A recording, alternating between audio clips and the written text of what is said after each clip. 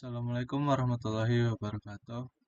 Perkenalkan, nama saya Muhammad Fahril Maulana dengan NIM 23 dari kelas Pendidikan Komputer A. Baik, di sini saya akan menjelaskan apa itu topik, tema, dan kerangka karangan. Baik, langsung saja untuk yang pertama yaitu pengertian topik. Topik adalah suatu isu atau pokok persoalan yang sifatnya masih umum dan abstrak.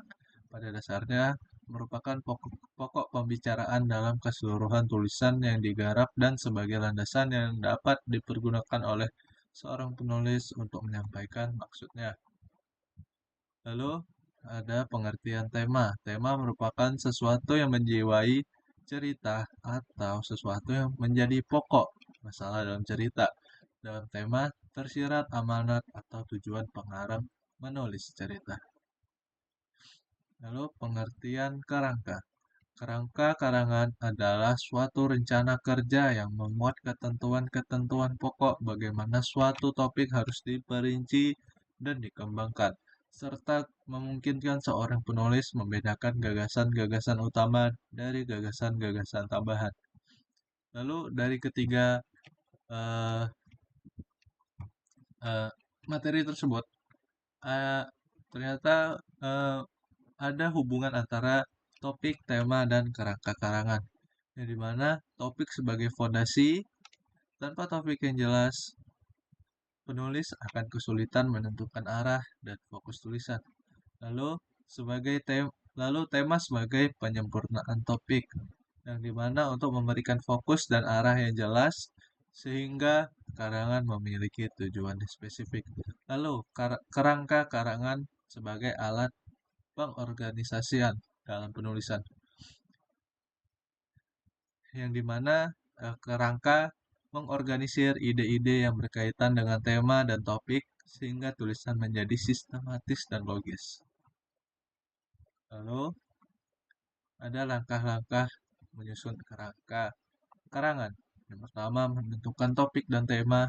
Yang kedua, mengumpulkan bahan dan data. Yang ketiga, membuat daftar ide pokok. Yang keempat, mengelompokkan ide pokok. Yang kelima, menyusun kerangka karangan, yang dimana dimulai dari pendahuluan yang berisi latar belakang, rumusan masalah dan tujuan, lalu ada pembahasan yang dimana berisi definisi, pembahasan, dan studi kasus, lalu penutup yang berisi kesimpulan dan saran. Lalu selain itu, dalam membuat eh, kerangka karangan ataupun penulisan, ada tantangan yang bisa menentukan penulisan tersebut. Jadi mana tantangan dalam menentukan topik yaitu kesulitan menemukan topik yang menarik, lalu topik terlalu luas atau terlalu sempit.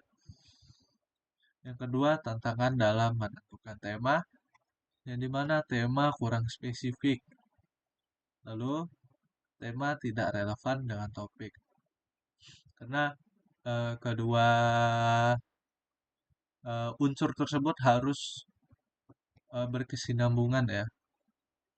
Kalau tidak, ya jadi orang yang membaca mungkin mereka membaca topik yang menarik, terus mereka melihat tema atau isi di dalam eh, tulisan tersebut atau berbeda dari yang di, di dikenalkan. Lalu ada tantangan dalam menyusun kerangka karangan, yang dimana kerangka karangan tidak terstruktur. Lalu kurangnya ide pendukung, yang dimana eh, sebagai pembuat penulisan, kalau semuanya tidak berkesinambungan antara satu sama yang lain, itu tidak akan jadi satu tulisan. Jadi untuk kesimpulannya, topik berfungsi sebagai fondasi awal dan menentukan arah tulisan, sementara tema memperjelas ide utama yang disampaikan. Di sisi lain, kerangka karangan membantu penulis menyusun ide secara terstruktur sehingga tulisan menjadi lebih terarah dan mudah dipahami.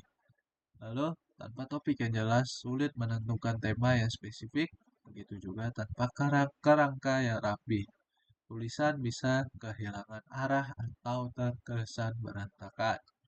Baik, sekian dari saya. Terima kasih. Wassalamualaikum warahmatullahi wabarakatuh.